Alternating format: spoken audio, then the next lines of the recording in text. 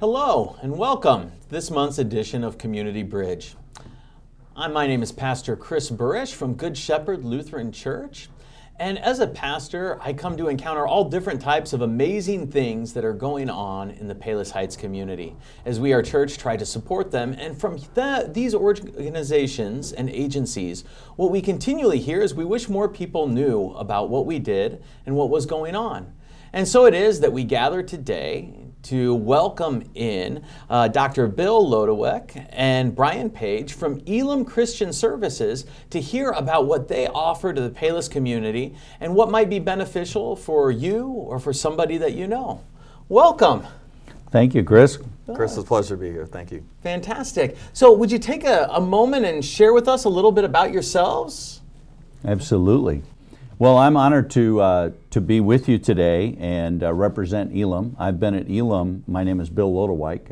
I serve as Elim CEO. I've been at Elim for almost 25 years now. So we are blessed to be part of the Palos Heights community, to be serving and meeting the needs of this local community. We're blessed to do that. Great. I'm Brian Page, and also just glad to be here and be able to talk about Elim. I've been at Elim for a short time, for a little less than 2 years, and I serve as the Vice President of Strategic Partnerships, and so I do a lot of the work that ties into our advancement, marketing, communications, obviously working with a lot of our donors across the country. Fantastic. So what brought you to Elim? What was your insight into joining them and the work that they're doing? Well, Elim is a Christian organization, and so my roots go back in Christian education. And it was about 25 years ago that I was serving as a principal of Timothy Christian High School up in Elmhurst, Illinois. I got a call from my predecessor at Elim who said, I'm going to retire. And guess what? I had a vision last night. And in that vision, God brought your name to my mind as my successor. And the board would like to interview you, would like you to consider joining the Elim team, and make a long story short, I've been there 25 years now. Wow, that's quite a story. That is quite a story. It's a call story, really. It's a call story. Yeah. Story. Mm-hmm. Brian, how about you? Because I know you have a really neat backstory with Elim. I do. I didn't really have a vision, or anybody had a vision, but my wife and I have a special needs son. So many years ago, we heard about this place that was called Elim Christian Services. We didn't really know anything about Elim, and we were trying to look at educational opportunities for our son Benjamin. And through a series of different kind of connections through the public school that Benjamin was tied to, we got introduced to somebody that was at Elim, and they said, why don't you come and take a tour? We came and took a tour, and it was just so impactful. I mean, extremely emotional for my wife and I. And we thought, wow, if there's a way that he could actually attend to this place. And God just really worked out these details that Benjamin was able to start coming to Elim, and it was a life changer really for his future, which has been pretty phenomenal. Wow, what a story. Mm-hmm. And also a great segue into sharing about what Elim provides and what it offers. So what does Elim do? What is its mission? Mm-hmm. So our mission and vision are wrapped around serving children and adults with disabilities. So our mission is that we equip individuals with disabilities to achieve their highest God-given potential. And our vision is to see people with disabilities thriving in their community. We've been doing this since the late 1940s, so we just passed our 75th year anniversary. Congratulations. Thank you. Thank you. So what does that look like from somebody on the outside looking in? What is it that they would see as far as you reaching out to individuals and children in particular with disabilities? So in our programming, which is the heartbeat of what we do, we provide services for students and adults with disabilities. Students as young as 3, and they can stay into our school and educational program until they're 22 years old. And then they have the opportunity to transition into our adult program, which is a day program for adults with disabilities, and they essentially stay there until God calls them home. Mm-hmm. Wow. So it's cradle to grave services for children, mostly focused in on very unique, highly specialized educational services. And for our adults, it's day programming when they may spend their evenings in a residential program or live with their parents at home. Okay. What are some of the activities that are part of those different programs depending on the age? Well, from a parent's perspective, I think the thing that was so impactful is that a young man like a Benjamin got to participate in Special Olympics. You have classrooms that were designed with all sorts of other things: physical therapy, occupational therapy, speech therapy. So Benjamin did all of these different therapies, but the nice thing is for someone that is coming in, you have it all in that Christian context where these individuals are being cared for and loved on and supported in such a powerful way. And so for us, we saw the opportunity on a regular basis of him really being able just to learn and to grow, and individuals that walk side by side really with him, to what Bill mentioned about helping him to thrive, which has clearly happened. That's fantastic. So when you mentioned walking alongside him, I take it there's a significant amount of staff that are part of that. What are some of the expertise, what are some of the abilities that they have that you've seen really make an impact in the lives of the people that they're serving? Well, just to set a little context to answer your question, we serve primarily students who are coming from school districts. They're either referenced directly by the school district or the school district's working in conjunction with the parents to have them placed at Elim. And one of the reasons they're placed at Elim is because we're able to, in a very unique way, bring together all of the therapies, all of the specialized supports that a child with significant disabilities would need. Whereas a district is not going to have the scale that's going to allow them to do that. So when they come to Elim, they're going to be put into a program that is specifically designed for them. We call that an IEP.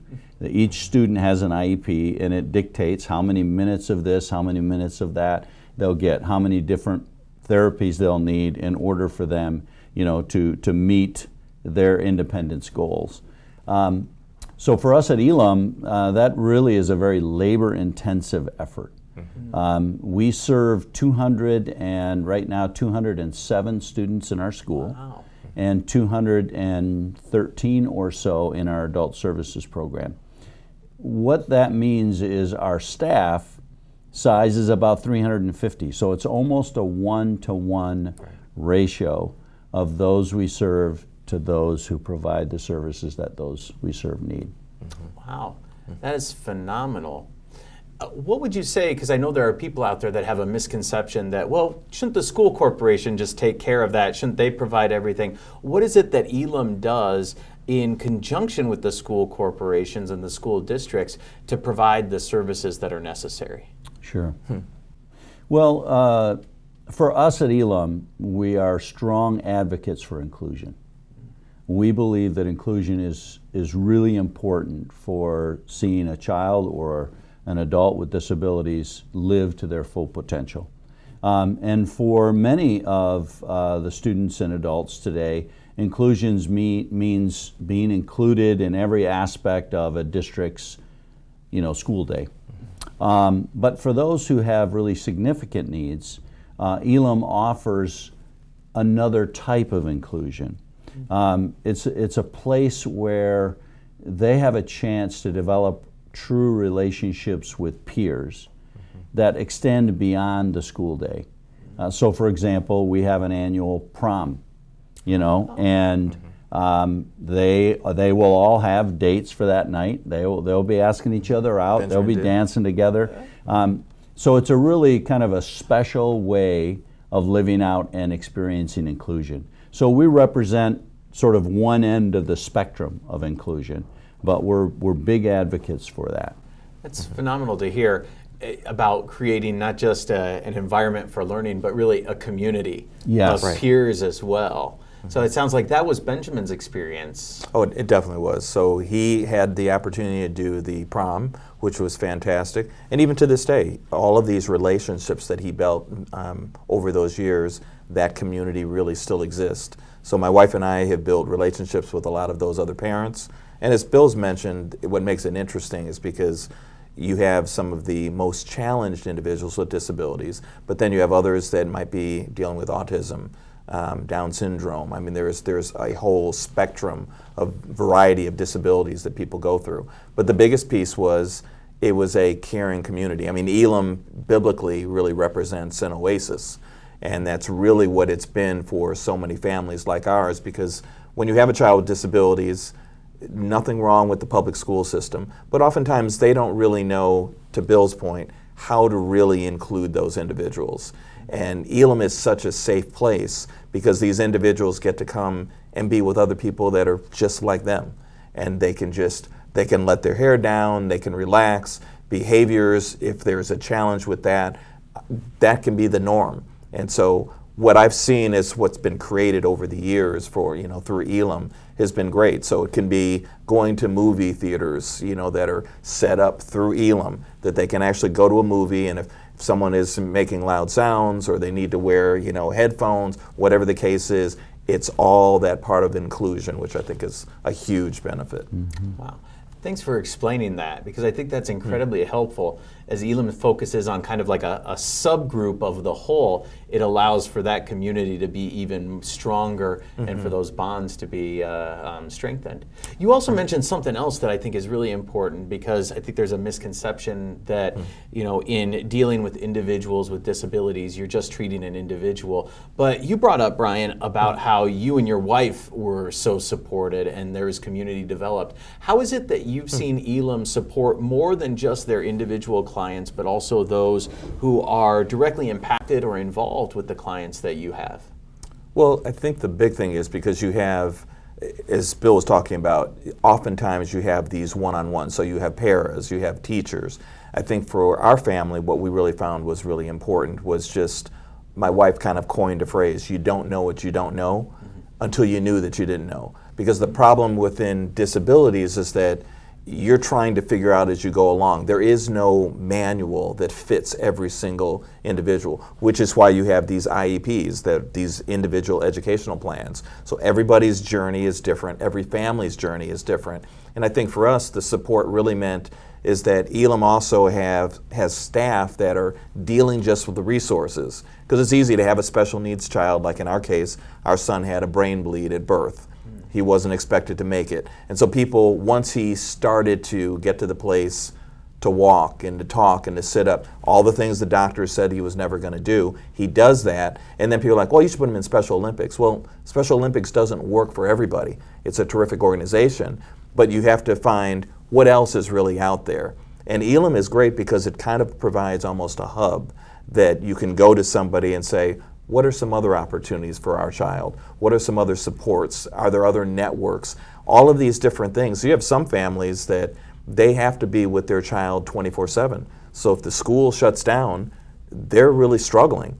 And so all of those pieces, I think, for us at Elim was such a huge benefit. And it was a place where disabilities were celebrated. Sadly, in the public school system, our son is now 27, but years ago, the R word was used and people with disabilities were made fun of. And so if you're in a school and you're trying to include them in a class, they sit in a class for a little bit and then they're drawn out of the class. They spent the bulk of the time not being with their peers. And Elim has been such a wonderful place that can be done. And again, people are excited to be together. And we have staff that are so dedicated and committed, love this population, and really want to make a difference in their lives. That's fantastic. So one of the things that I want to make sure I understand is you're talking about there's staff there that's providing great support, but it's also not just about the direct support that Elim provides, but the way that Elim, through the community that it has with various other agencies and organizations and the common heart of service, can connect families and individuals with other things like Special Olympics in order to help them participate fully in what it is that they enjoy. Oh, right, absolutely. I think it's nice when, and part of even my own role at Elim is really looking at those strategic partnerships, those collaborations, because there's this huge pie of disabilities, and Elim serves a segment of it, and then there's other places that serve another segment. And so sometimes we can bridge the gap by connecting people to those various things that are out there, because again, people just don't know. But you need help, and you don't want to feel like you're kind of on an island all by yourself trying to navigate a marginalized individual, you know, a marginalized population. Yeah. What are some of those other agencies that Elim partners with? You want to share, Bill? Yeah, so there are about 200 non-public providers in the state of Illinois, which is what Elim is. It's a non-public provider, so it's a partner to school districts. And of course, these 200 organizations are all around the state. Elim happens to be one of the probably two largest in the state of Illinois, but we are then part of a network of leaders who get together on a regular basis to collaborate and talk about ways that we can further the movement of providing services for children with significant needs. And then our adult program, we're also a part of both lobbying networks downstate, because we got to continue to make sure we keep the needs of our students and adults in front of legislators. But there's a whole network of people that leaders in other organizations where we're talking about common problems, how we might become more efficient at doing the operations, you know, that are such an important part of providing these services. Wow, so it's great to know that you're not alone as well. We're not alone. So Yeah. that's phenomenal in thinking about the way in which families that are having to navigate seeing a child educated while also them having some type of significant disability. It's an overwhelming challenge in a lot of ways. So how did Elim support and help you in your process, Brian, when your son Benjamin was born? Well, I think once we first found out about Elim, when you're a family of faith, I think that was the big piece for us. So part of our personal story is that we thought that would be great if he could be in a community of other people that we knew were believers, and Elim has opportunities for devotions and chapel and things like that, and staff that obviously are oftentimes individuals of faith as well. Not always the case, but just really love your child unconditionally. So I think that was the biggest piece for us, because we looked at it wasn't just a job. You mentioned with Bill earlier, it really is a calling, and that's one thing that we really talk to staff about all the time. If you really want to support these families, the work that you're doing is making a huge impact, and sometimes people don't realize that. So you're called to come in and sometimes struggle with the most severe of disabilities. Sometimes you may have people that are very extremely high functioning and that could be in a completely different situation, but then you also have the children, but you also have the adults, and you have the people that kind of, you know, fall in between. And so for us as a family, I think if we touched on it earlier, the community, the relationships, the friends that Benjamin made, the friends that we've made, you have other people that you can talk to and almost build your own support group. And a lot of those families, which Bill is well aware of, have followed the journey with us and continue just to say, okay, now, you know, our family's always thought, what's next? So once you get through the elementary school, and then it's the high school, then what do we do then after high school? What do you start thinking about down the road? Are you living in a residential community? Is that child coming back home? As Bill said, once you hit that 22 mark, a lot of families are, well, now what? Are they with us forever? Nothing wrong with that. But you don't know oftentimes what's really out there. And that's where, again, the support we got from Elim was huge, because then they're partnering with you, going through the IEPs, doctor's appointments, staff will reach out if a young man, young woman is sick. They've got things that are going on. That's what I felt like was so powerful for our family. To this day, it still is. Wonderful. So you've highlighted Benjamin, and I mean, your family's story with Benjamin sounds amazing. Now, I recognize when you come to IEPs, that's all individual, but what are some stories that you have from Elim of clients that have been served, of individuals who have went through, and you're like, you know what an amazing thing that they've been able to accomplish over the course of their time with Elim. What are some of the success stories or things that you go back to that drive you to get up every day and go in? Wow. Well, I'll share a couple of them. One just happened last week. So last week I was in our adult services facility in Orland, and we have multiple facilities, some here in Palos and some in Orland. And one of the gentlemen, Bob, is probably about 65 years old, maybe just a little less than that. And whenever I see him, he always wants to talk about the game-winning shot that he hit when he was a part of Elim's basketball team when he was in the school. And so this last time I came across Bob, and he was particularly excited to tell me the story because in March it will have been 40 years ago that he hit that winning shot. And he remembers. And he remembers the exact date on which it happened. So he told me about it, and I think he felt like I wasn't taking him seriously enough because I was interacting with a number of the other adults there. And so Bob went back to his spot. He wrote out a note for me, found me a little bit later, and gave me the note that basically articulated the exact day, 40 years ago, that he hit his game-winning shot. And you know, it's those kinds of stories that just enrich your soul. You know, they are just so authentic, so real. There's something just powerful about unconditional love when it's expressed so naturally. Another one that I think about, and this is maybe a little bit more of an extreme on the other side, Elim has in its history served children and adults with disabilities that didn't look a whole lot and act a whole lot and have the kinds of needs that our students today have. Because most of the students that we served 30 years ago are now being served very well in their local public school district. That's a testimony to the hard work that's been done to make school districts inclusive. But we had a student that graduated from Elim many years ago and went on to a business career and really achieved beyond what anybody would have imagined. We didn't even know about it. And then that individual passed away, and what we got in the mail about a year after they passed away was a check from an estate that was well over $1 million. Wow.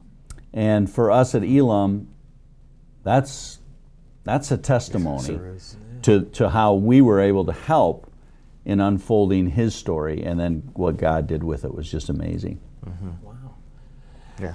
What I love about those two stories is that the second story, you know, obviously it measures up to all the standards of worldly success. Somebody who, you know, comes out of the program, makes a successful business career for themselves, generates a significant amount of money, and recognizes Elim is a big part of that. But the first story also is just as much a success, and it's just about community and relationship and about giving somebody a memory that they cherish 40 years later of making a shot on a basketball court. Absolutely. And yet they're treasured in just the same way. Yes. And they're both gifts from Elim. That's exactly right.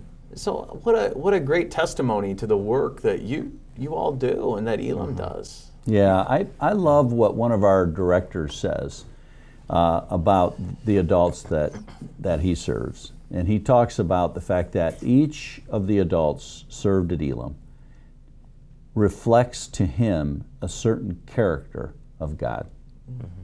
And each one unique, each one different. And I can share from personal experience that there's never a day when I intersect with those we serve where my day didn't get better because I intersected with them. That is just such a gift, and I would invite all of you to have that experience where you intersect yourself intentionally with somebody who lives out in ways that you don't, and I think your life will be enriched. So that's an invitation. Absolutely. Well, as we move in that direction, what is the geographic footprint of those that Elim serves, or how do people come to Elim? Yeah, I mentioned earlier that it's often driven by a conversation between a family and a district, because when a child becomes school age, the question is, how can we meet the unique needs that our son or daughter has? Right. And in many cases, those unique needs can be met within the context of a district because they do amazing work. But there are times when that's not able to happen.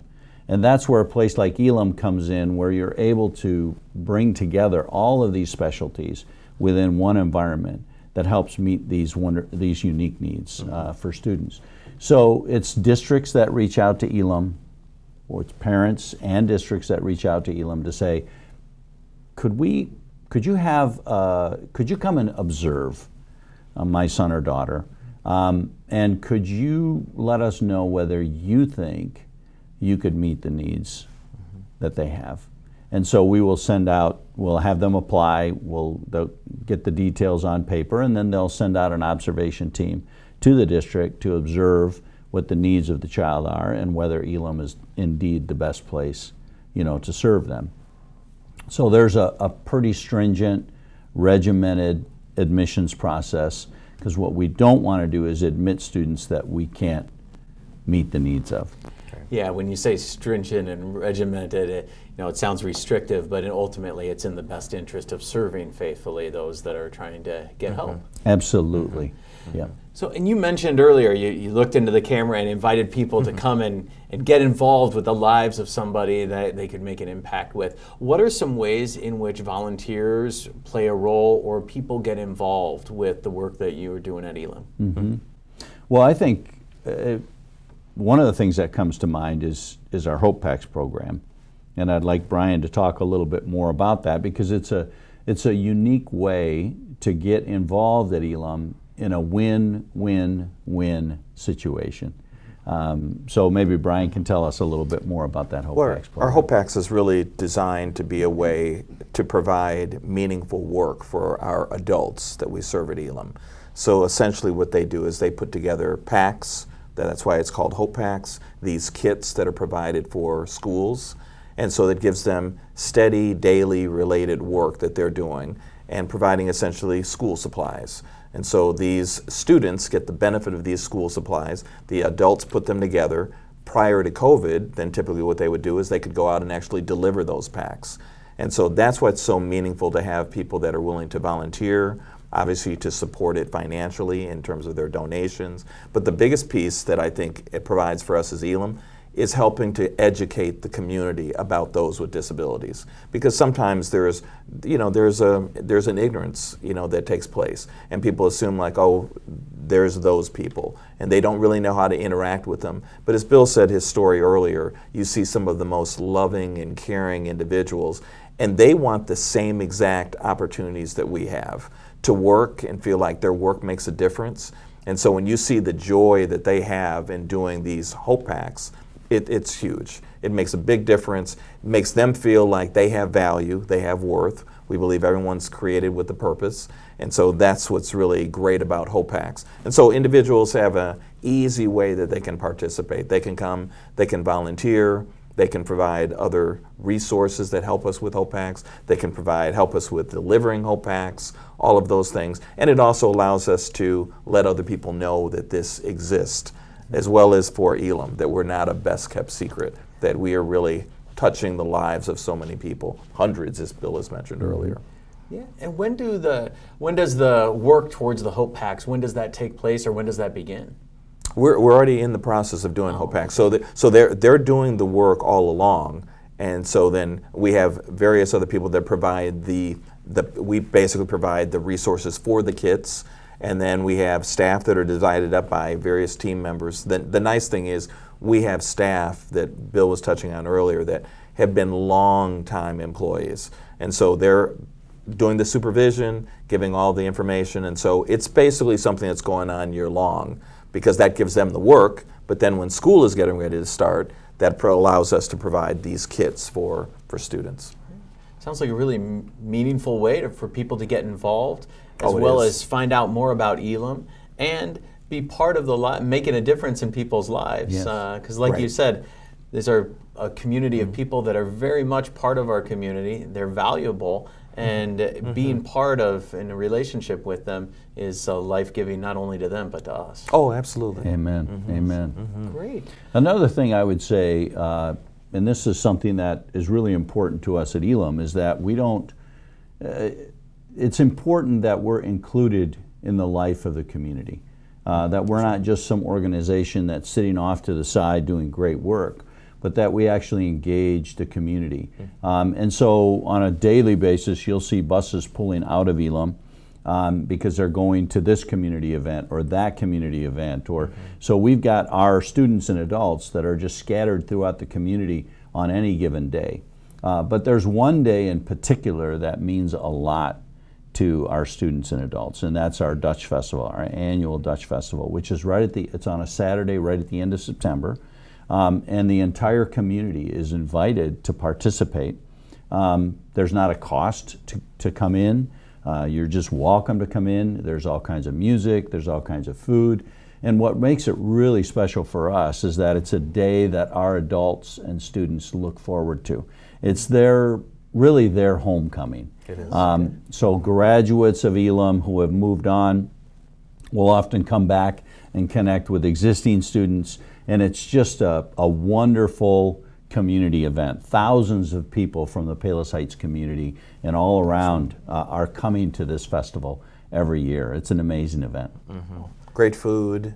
I mean, as Bill said, the music, the entertainment, the relationships. I mean, it's great. And our Benjamin has come back and just loves it because you're seeing all of these other people that oftentimes, as Bill said, they don't have the homecoming opportunity of going back to a high school basketball game unless they're doing things like Special Olympics. So it's all of them coming and just saying like, wow, this is really pretty cool. And it's also a great way for the community to just come and find out more, to come and be involved, to come and have one of those touch points. Yeah, right. And it's really driven by volunteers. The entire event is volunteer driven.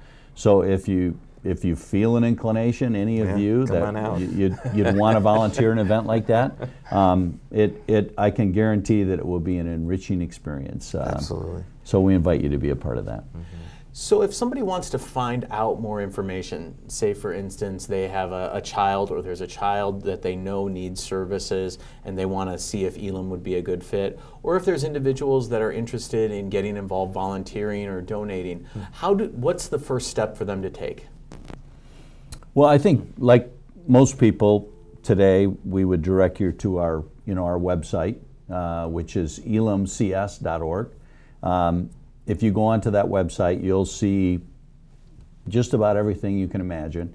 And if you have a son or daughter with disabilities, my advice to you would be that you don't approach Elim on your own initially, but that you have a conversation with your district about the appropriate nature of the services they're providing relative to your son or daughter's needs. And I think it always works better when you're working with the district rather than going off on your own trying to get a placement, because at the end of the day, we want to make sure that we're serving the needs of the student from both a district perspective and a parent perspective. Right. That's the win-win. Yeah, that's a win-win right there. Yeah. Well, it sounds like Elim is kind of a win-win for the Palos community as well. So thank you for coming on today. Thank you for sharing of your stories. Thank you for sharing of your heart.